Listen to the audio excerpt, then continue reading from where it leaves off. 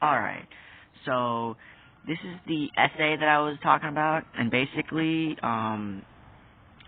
it is combining elements of the story from each book, except for this one, On Infertile Ground, which I'll be talking about last for that, for what I'm dealing with that. Anyways, the book I'll be starting with in terms of the arrangement is Margaret Sangers Eugenic Legacy. This one, obviously. So I'm using this review just as that, and to critique my stance in my past writing of, quote, fascist hands of the Varnas, which I said when I said abortion and birth control were separate from eugenic language. So to pro-choice people out there, this book has good information, but my own issue I have is, despite its focus on eugenic and coercion in history, which is valid, it doesn't make a distinction from eugenic birth control and consented versions of using contraceptive.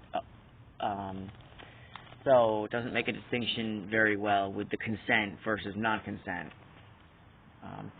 If somehow this was my first book on the topic against eugenics, it reminds me of the reader. If somehow this was my first book on the topic of eugenics, it reminds the reader about the historic former eugenics of the progressive era, which I ironically have a book of. I might do a review of that later, but I'm choosing to not go into that right now, I guess. Also, the book I could have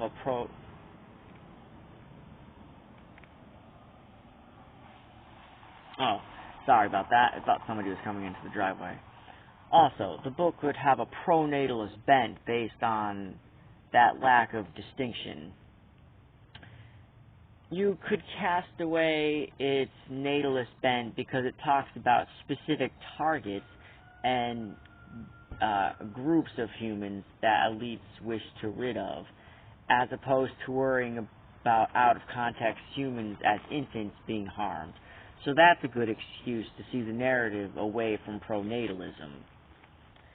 The book opens up with an unsubtle quote from Margaret Sanger herself, saying, "Family planning is about control and reducing family size to people across the world," specifically saying, quote, "should be in order," end quote.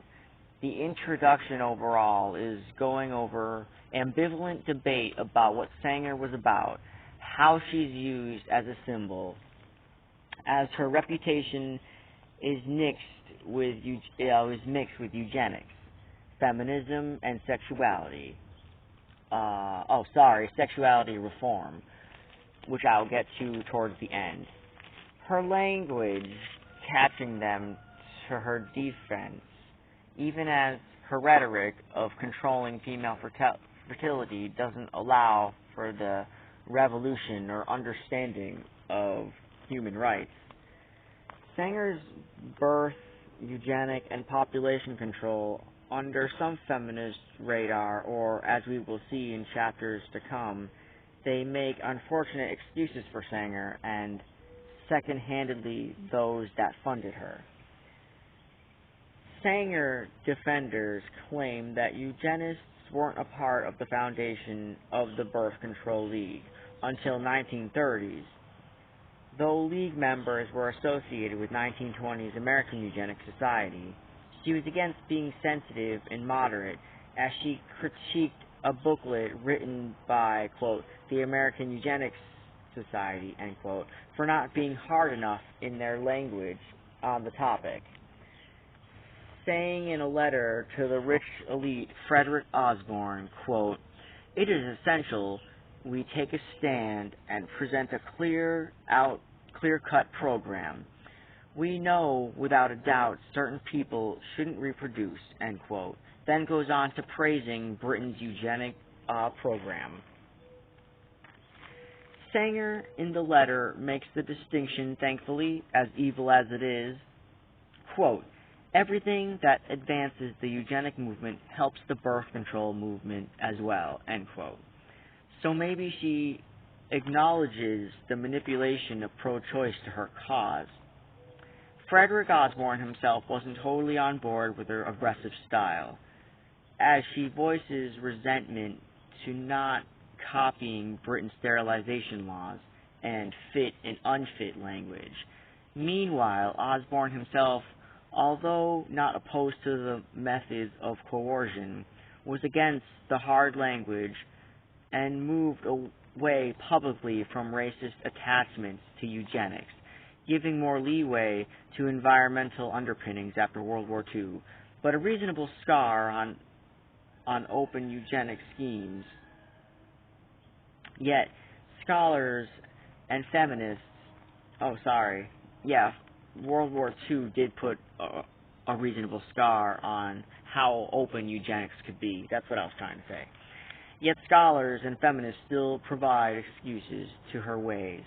Historian James Reed claims that because of the racist landscape of the day, she was merely being cautious by using the eugenic language of what he said, quote, political prudence. Yet time and space being an excuse for lack of knowledge of the wrongs being done is insane.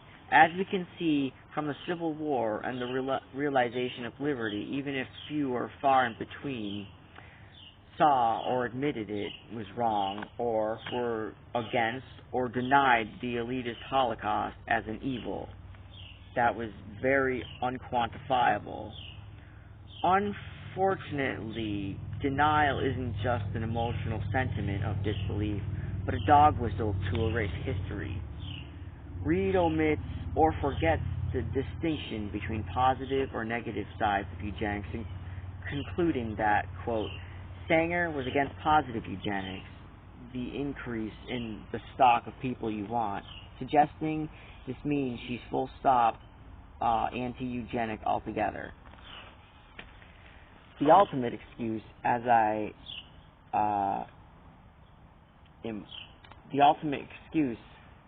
although it's super charitable, comes from Professor of Gender Studies Carol McCann, quote, Sanger's actions derive meaning from the political terrain. Sanger sought to bend eugenic scientists' authority to birth control, end quote. She goes on to say her association did lead to positive outcomes. In my opinion, any positive aspect is likely the ambivalent appropriation from eugenics rather than against trying to change the system from within. The book reminds us that eugenics is not just about race, as elites like Osborne understand, yet environment factors were still obstacles to be removed in Sanger's mind. Not just ill or sick, but unemployed, causing her to conclude, quote, 1/4 of those in our nation are physically or mentally unfit to carrying on the heritage of our civilization, end quote. This rhetoric seemed to help feminism and birth control? Obviously not.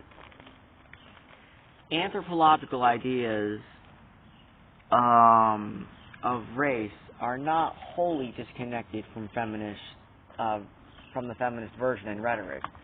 When it wasn't used as weapon against a woman of color, the, quote, race idea in feminism was usually an economic potential argument in the 19th century.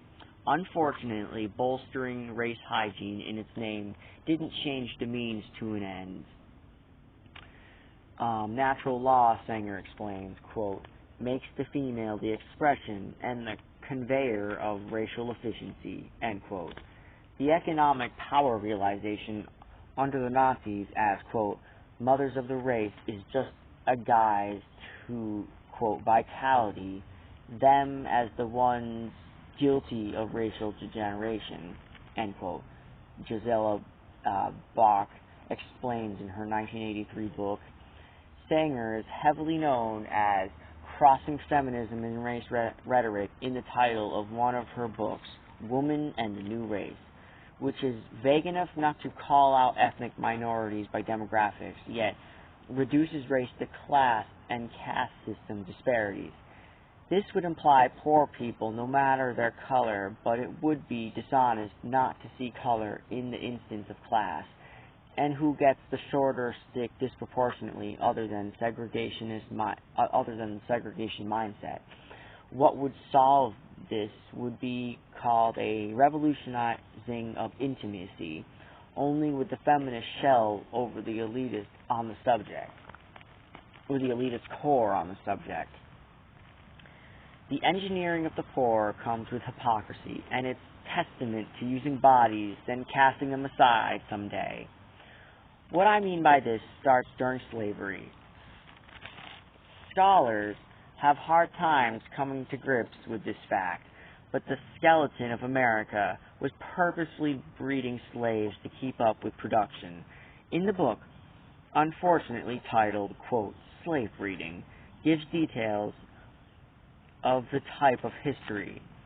This information is passed down through, as there is no way to measure or prove slave breeding took place. The way this information was passed down was called vernacular histories. The book defines and online definition differ in explaining, but literary scholar Robert Mealy goes on to say this history is passed down from writing, dance, song, oral narratives.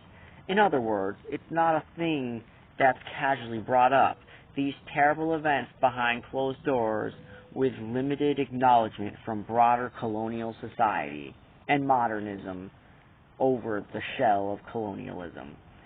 Historians deny it because at the time it would take to interfere with the slave's sex life, making sure they don't terminate. And slave owners didn't know how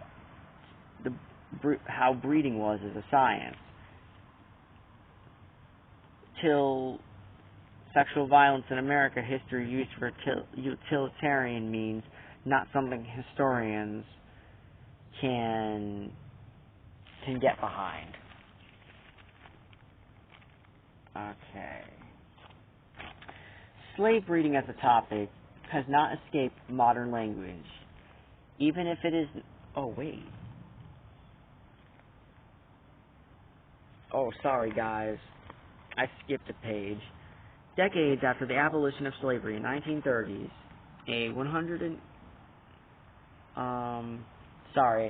the abolition of slavery did not happen in the 1930s. I was saying that this specific event happened in the 1930s, way after the abolition of slavery. I don't know why I wrote it like this. Anyways, decades after the abolition of slavery, in 1930s, a 100-year-old former slave named John Smith recalled to his interviewers about the rape and propagation of his people around him. Quote, Long Peggy and Short Peggy. The two women his master started out with, but Long Peggy, after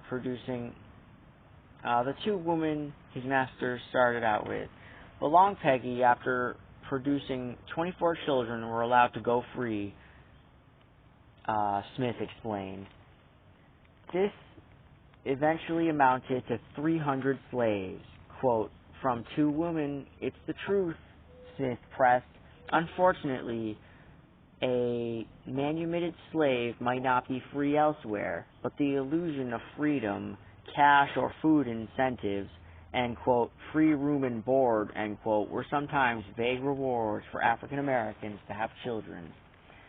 Historians, you could say, quote, have mixed feelings, or they simply come off schizophrenic with their collective opinion. The book points out that slave breeding was cast aside or simplified down to simple economic utility, as is the case when demographics see only numbers and statistics and in population size, and back-breaking, family breaking as eventual economic potential for the progress of civilization, historians do cope with a rather reductionist approach. But denial is much easier, as John Musgrove admits, quote, "Slave breeding is a controversial subject. I've talked to historians who laugh at the possibility," end quote.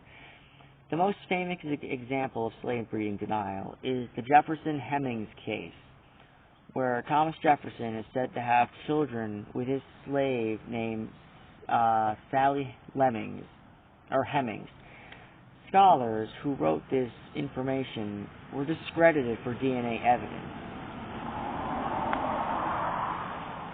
which makes sense if it wasn't for all the denial in general. The book Slave Breeding mentions we should not be reductionist about economic language to slavery because despite manumissions and the illusion of, quote, room and board for having children, ambivalence family and life was broken up as your children are taken away. Slave owners kept records of women like cattle for their demented goals, writing down names like Judy, Matilda, Sally, as specific women who were specifically good at producing for the hierarchy. Since the greater public might have been skeptical of the inhumane system of slavery, they had to reassure the public in some way, second-handedly deceiving themselves. In 1851, a competition in Georgia called Planter Prize Essay, in context of the slave trade, an essay went on to inform the reader, quote, females during the state of pregnancy should be exempt from all labor that would have injured them, naming off no outdoor activity and implied their overall confinement. Although this didn't always reflect reality, women were not treated with respect by being cautious of their pregnancy state, as it was a guarantee that the vehicle of the product was raised with core from the owner. It wasn't a guarantee that they were raised with care, even though they were a special product. All of this, for the most part, implies increasing the birth rate of African American people, then repeating the pattern of breaking up families for the slave trade. Alright. Hold on, guys. Alright, so slave breeding as a topic has not escaped modern language, even if it's not professionally realized. In the Healing America, during the end of the Civil Rights Act being passed, and 1964 voting laws, the public still knew. In an awkward moment in 1988, a man known as Jimmy the Greek Snyder was a sportscaster on national television. He seemed to have mentioned black people were good at sports because of the various utilities the old America wanted out of them. Quote, the slave owner would breed his big black and with his big black woman so he would have big black kids. And goes on to say, the black is better because he was bred that way, end quote. Immediate backlash came his way and was fired. Sports magazines considered it a slur, obviously. These comments didn't just come from insensitive people on the side, but the demographics we used themselves, such as in 2003, the Chicago Cubs manager Dusty Baker was questioned about slavery and the relation of slavery's inheritance on minorities. Dusty was just as unsubtle in his response. Quote, I like playing in the heat. Most Latin people and minority people do, end quote. Then claims that's why he and others are in America for this utility purpose. Quote, isn't that history? Dusty concludes. This comment was still controversial, but it landed better in the minority communities because of the framing. History and science, one uses socialized narratives and national patterns to explain behavior, whereas a scientific explanation can come off overly determinist on a genetic level. Despite what African Americans were faced with incentives to reproduce as a form of eugenics, since forcing children is the same as making them terminate morally, the specter of the pseudo-scientific model drives the propaganda. To converge with another overlapping narrative in the book, quote, Jane Against Her Will, it points out differences in the reproductive struggles that demographics faced in the 1800s, specifically white middle-class Protestant women having the privilege to plan their pregnancy in the face of religious persecution. A little easier, and laws that harmed all women in general. At the same time, unfortunately, for black enslaved women in the South were seen as vectors of labor. When slave women did work for pregnant, when slave women did pregnant labor, it didn't matter about the miscarriage to the system, even though overall they wanted a living birth rate. So specific women were likely more valuable. At best, it was a vile trial and error, not knowing what would harm the fetus. Even before demography became super grounded with the Statue of Liberty, the balance of our nation was balanced by maintaining slave children for labor and apprehending both black and white women from aborting.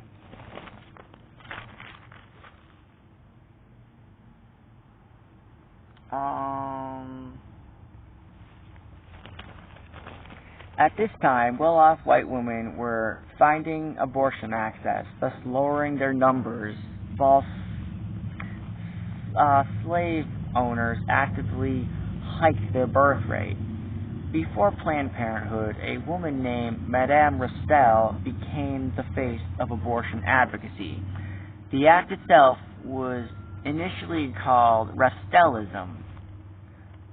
So obviously not every doctor was willing, qualified, or safe, as understood dangers were the risk willing to take by many women. White women, as demographers note, produced 7 children on average for house and field labor, despite some children dying. Black women were expected to have far more children as a form of cheap labor under slavery. Medical doctors such as Horatio Robinson Storer, alongside the American Medical Association, quote, it went against nature and all natural instinct and went against public interest, end quote. Going on to write antagonist remarks to the feminist organizations, writing in, quote, why not a book for every woman, end quote, where Storer bluntly stated, quote, marry and have children. It's their physiological constitution and destined by nature, end quote. This approved stance by the AMA didn't just affect women who openly wanted abortions, but for the voluntary motherhood movement by suffragists, wanting personal space and a type of abstinence from their husbands. In 1845, Catholic immigrants from Europe came to the U.S., and the rhetoric of Great Replacement was thought of even back then. Storer, with his conspiracy remarks, quote, countless millions yet unborn, lamenting like cattle that is missing from the meat market, goes on to say, quote, shall they be filled by our own children or by those aliens? End quote. The book, Jane Against Her Will, points out that women didn't just die from being denied medical access, but the medical and court system pushed some into suicide, like the fate of Madame Restell in the face of the Comstock laws, which in the late 1800s made it illegal to send obscene, lewd, or lascivious publications through the mail. as in drawings, pamphlets, or books deemed too inappropriate. This censorship banned contraceptives through the mail, agreed by Congress in 1873, putting a pause on reproductive freedom for 100 or so years.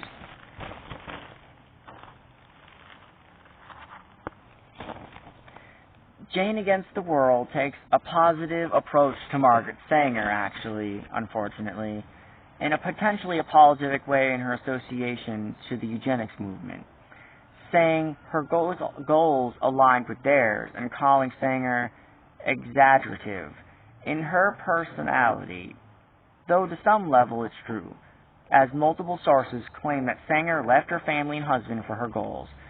Margaret Sanger, like other activists before her, got caught up in a court case for giving away contraceptives, but in 1932 Sanger officially challenged the Comstock laws, and once 1936 came along, a federal judge in a case called United States versus one package of Japanese pessaries ruled it finally legal in the context of health, allowing access through the mail. It was a monumental step in privacy and reproductive freedom in your own home, actually. Civil rights and privacy on this level, once Planned Parenthood was established in 1916, was greatly noted by Webb Du Bois, Martin Luther King, and Theodore Roosevelt, and suggested some methods and ideology of the family planning, and supported some methods. Other critics were right to be skeptical, as poverty and minority communities were seen to be targeted, but race and gender scholar Dorothy Roberts tries to reassure people, quote, Sanger was motivated by a genuine concern to improve the health of poor mothers she served rather than desire to eliminate their stock, end quote. I would agree a little bit, since she legalized reproductive privacy at home with consent instead of going to someone and risking unlicensed physicians on autonomy. At the same time, some African Americans seen it as a type of hypocrisy. Dick Gregory, a 1960s comedian, pointing out in his mind that birth control to African Americans was black genocide, saying the control of black fertility was a part of a continued slave complex. Quote, black folks couldn't grow kids fast enough for white folks to harvest. Now that we've got a little taste of power, white folks want to call a moratorium on having kids. This black genocide rhetoric, in the book it says it's mostly a male-centered framing, as black women sought after abortions more than white women because initial medical needs are not met, while white women could find better illegal methods. Unfortunately, time is irrelevant to racialized medicalization. They only try to be more covert, colorblind, and the financial excuse to deny autonomy. Before the 1970s, a medical plot called the Rule of 120 swept the field, a double standard where middle-class white women could not and not allowed to have their tubes tied unless they had kids at ages 30, multiplying her age and kids to allow the procedure. Unsurprising, this medical action was enthusiastic about women of color getting the treatment with little pushback. Sometimes the doctors would ask a woman during labor if she wants to be sterilized. A disturbing example that Jane lays out the case of Fannie Lou Hammer from Mississippi. She was an activist who went to the hospital to get a uterus tumor removed. When she woke up from the procedure, her uterus was gone, without the consent, driving her to believe 6 of every 10 black women who went to that specific location were sterilized. Damn. Okay. That's crazy. Alright.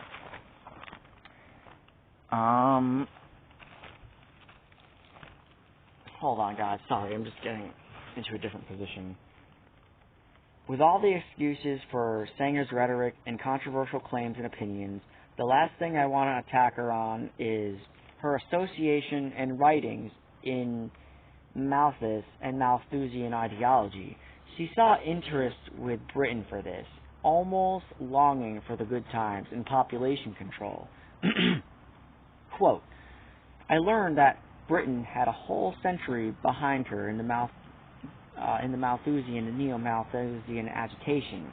Quote, many of Malthus' critics offer glib solutions, but they do not understand the population problem.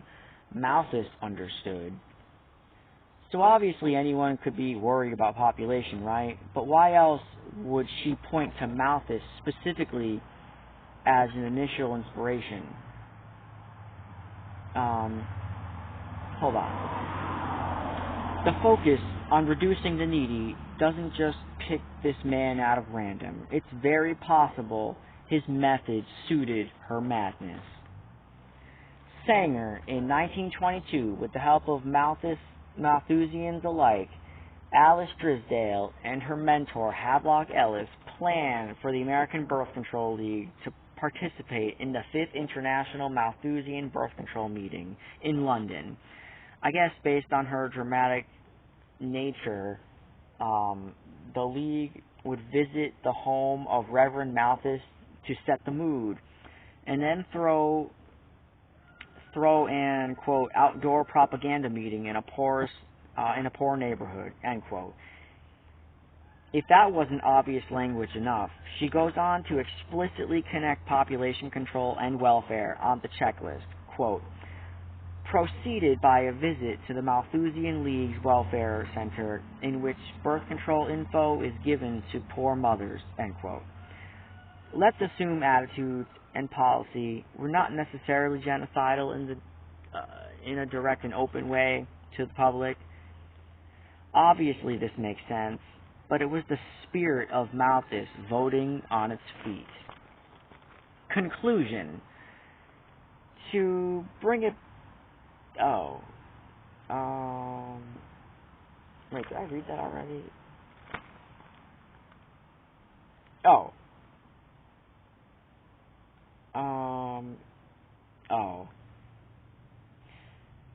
I skipped this page, actually. Hold on. The suffragists and activists had an interesting but problematic ideology involving sexual revolution. It was a reworking of intimacy that would halt the economic system, knowing well that women's bodies produced the cogs. Although feminism wasn't completely equal to all women, strong intersections of race, gender, sexuality, and class were created from the rubble of blood and struggle to realize they should unite. Unfortunately, peace and love movements to solve the capitalist empire involved the underclass not producing bodies for the hierarchy. Margaret Sanger goes on to say in her book, quote, The Woman Rebel, quote, I believe that woman is enslaved by the world machine, by wage slavery, by middle class morality, by customs, laws, and superstitions. Even though she's not talking about the poor, it still plays a part as an underclass shaking the top, playing its mythological part in reducing the needy to break the rich. Sanger, in her Principles, has celebrated the death of elites like John D. Rockefeller Jr., though eventually the Rockefellers would become one of Planned Parenthood's biggest donors, clinging to the malice or concern of Sanger's contraceptives to the poor. Quote from the Rockefellers, the birth control problem is undoubtedly one of the most important and at the same time one of the most contentious with which the world is faced. The movement has the support of the best and most intelligent people in the world, and it also has the support of those who is not the best. In between these two classes, we find people who hold debatable opinions, the most capable group being eugenicists. End quote. Despite the elite and bureaucratic hands on bodily autonomy, the population control and concept of sex stewardship became open economic strategies to anyone paying attention to the push and pull of bodies. So, in this next book, which I will be reading fully, which is, hold on, you can't even see anymore. In this next book, which I'm doing a full reading of, on Infertile Grounds, end quote, it points out in escalating fashion the levels of control of bodies, starting with 1. Nationalist discourse in 1900 that propped up eugenic theory. 2. Demography and population transition in 1930s to 1950s for tabulating human numbers to a greater degree. 3. I hope I said 2, because now I'm on to 3. I feel like I said 3 twice. Okay, 3. By the 1940s to the 1970s, humanity was being mapped out at a planetary level, quote, and the concept of carrying capacity in the form of environmental protection and nature conservation. Alright, that's the end of that. I'll see ya.